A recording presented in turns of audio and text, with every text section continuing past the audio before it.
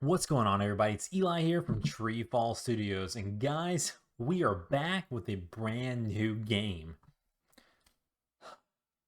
Finally, I'm super excited about this, guys. If you look at our release calendar, this year has been a little light. The only game we've released so far this entire year is Tilting Tiles Micro Challenge back in May. So it feels good to bring you guys a new game. I'm excited that this game is pretty large scoped compared to some of our other games recently.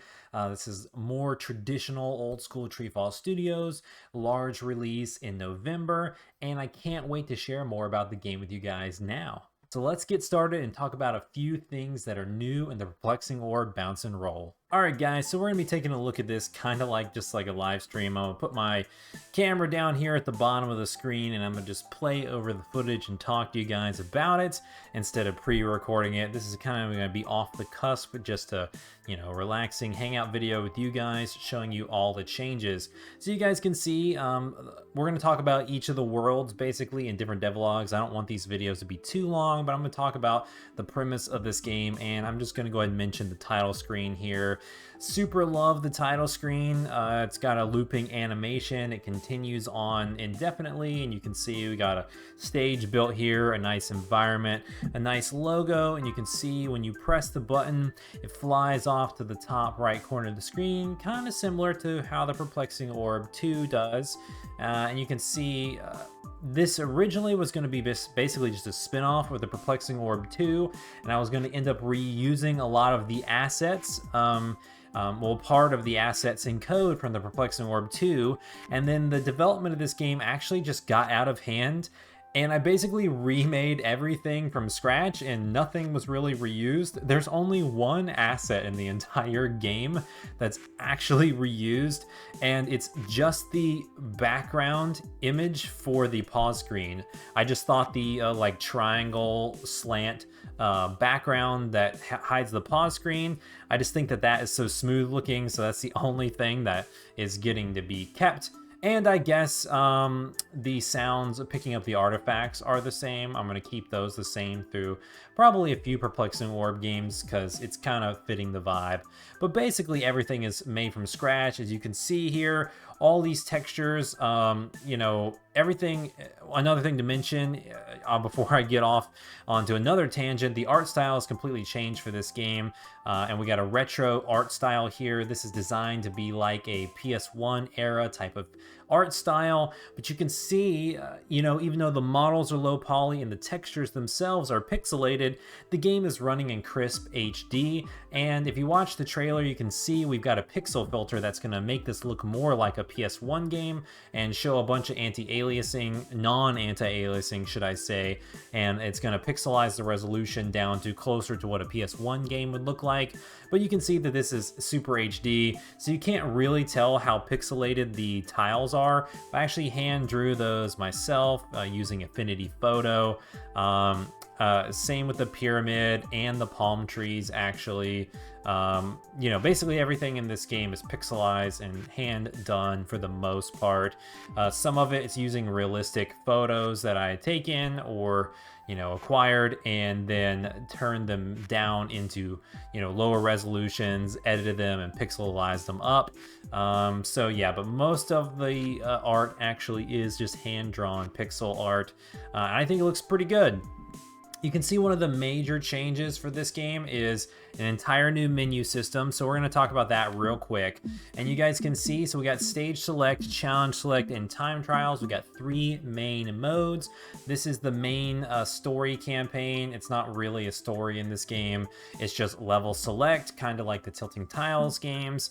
You got challenge select, and you got time trials. You can see as you click through the menu, we got a little animation bouncing on the buttons, and you can see that all the new text buttons in this game are actually like pixelized just to go with the retro art style, because the super high def text images just didn't look really good with like all the low poly art, so everything is pixelized, and I think it actually adds to the aesthetic pretty well. And then you can see when you click on it, it will stop animating and you go into the sub menus. So the main menu is stage select, challenge select, time trials, and then when you go into the sub menu, you can see we got an animation that opens up like this. You can see if I click back, it will close. If I press the X button, it will open up like doors are opening up, and then new information appears on the screen. You got arrows on either side of our thumbnail that will show you, you press left and right on either the D-pad or the control stick. You can see I'm using an Xbox controller. This is the PC build actually, but it still has the PlayStation art in it, so you guys are seeing the PC build running, just FYI. So you can press on the button directional pad, and then boom, you can see we got stages here. When you select a stage, we got an animation that plays, showing you the thumbnail animation, and obviously the stage name and the thumbnail itself changes. And then you can see we actually got some more level data here. We have posts, artifacts, and health. So in the Perplexing Orb 2, we basically tracked, did you beat a level and did you collect all the items? That's what these first two are. But now we're tracking in every single level, did you complete the level with full health without dying at all? And that's only used for a couple of achievements, and it's basically not used for unlocks. It's just so you can say you 100% completed the game without dying, that kind of thing. So you can see, you can click around here, got a bunch of levels. Super awesome that we're checking all this data. You go to challenge select, and you can see we got 8 new challenge levels. And challenge mode, instead of just having challenge levels that are hard, like Perplexing Orb 1 and Perplexing Orb 2, we actually track how many deaths you got on each challenge level. So now you can look back at it kind of like Dark Souls and be like, all right, I died 1,000 times to beat this level, and you can share the screenshots with your friends, that kind of thing. Most of these actually aren't as hard. This is just the regular challenge mode, not brutal challenge mode from Perplexing Orb 1. But I will say some of these, like challenge 6, challenge 8, and maybe challenge 4, that's going to give people quite a bit of trouble, I would say. And then the last new thing that's completely new, we built an entire new time trials mode. And when I say we, I mean me, I guess. I built this game completely 100% by myself. So I always say we as a studio, just because we do have other people that work here, contract on occasion. But this game was 100% solo, in case any of my game developers are interested. You can see when we open up our time trials menu, we have new data that slides out on the time trials, and it gives you your best score. So every single level you can save your best score, and it will only overwrite itself when you go lower. And you can see we got gold times, those are medals, and those are actually used to unlock skins. So there's a point to playing time trials. I mean, you can play it just for fun to beat your own times, but if you beat enough of the gold medals, you will unlock additional character skins for the orb. And then also, beside the gold times, you guys can see there are dev times. So you can see the gold times are semi-generous, but also still tough if you're just, an average skill at the game. You got 10 seconds for your gold time, but you can see I beat this level in 2.5 seconds, this level in 3 seconds. Some of the later levels that I beat that are extremely hard, like I give you 25 seconds to get a gold medal on this level. It would take every bit of that, and you have to go fast to hit that 25 seconds if you do the level the intended way. But if you take shortcuts, like my dev time is only 6 seconds, it's going to be extremely difficult to beat all of the dev times. So I would love to see if you guys out there who are really into the Perplexing Orb games, if you guys can beat my times, can you beat all of my times? We might be doing some social media and Discord challenges for that. If you beat a gold time, your best time will overwrite itself and the text will turn gold. And if you beat my dev time, it'll actually go from gold to green, letting you know that you beat the dev time.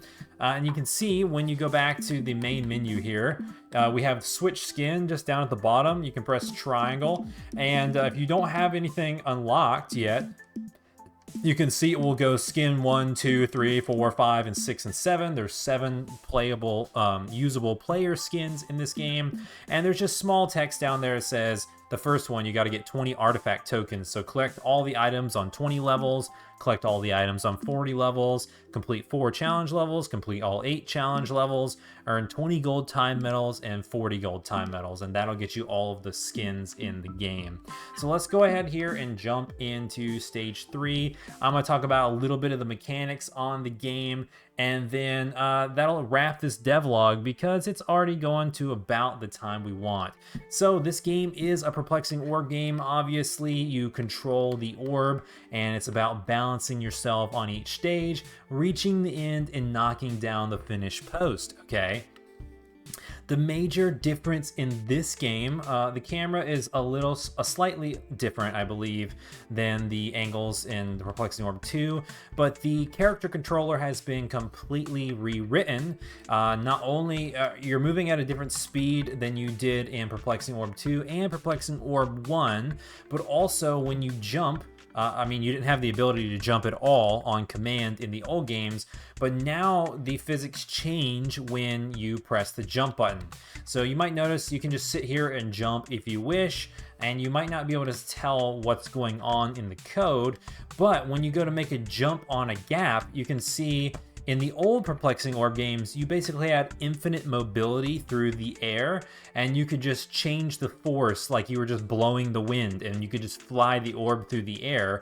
That would basically destroy the whole premise of this game. So when you make your jump in the Perplexing Orb bounce and roll, you can't really do that. You can see I only have a tiny bit of momentum, so your momentum is capped in the air into a more realistic value, and it takes account into how fast you were moving before, when you jump, the angle you were pressing the stick when you jumped, and then from there you have a slight ability to, you know, kind of maneuver through the air as if you were in real life trying to fall through the air, but you don't have full aerial control, so you have to plan your jumps. You can see like I curved the orb just ever so slightly to grab that item as I was jumping, but you can't just go, you can see like how far I curved there. You can't just go and skip an entire platform like you could in the old games.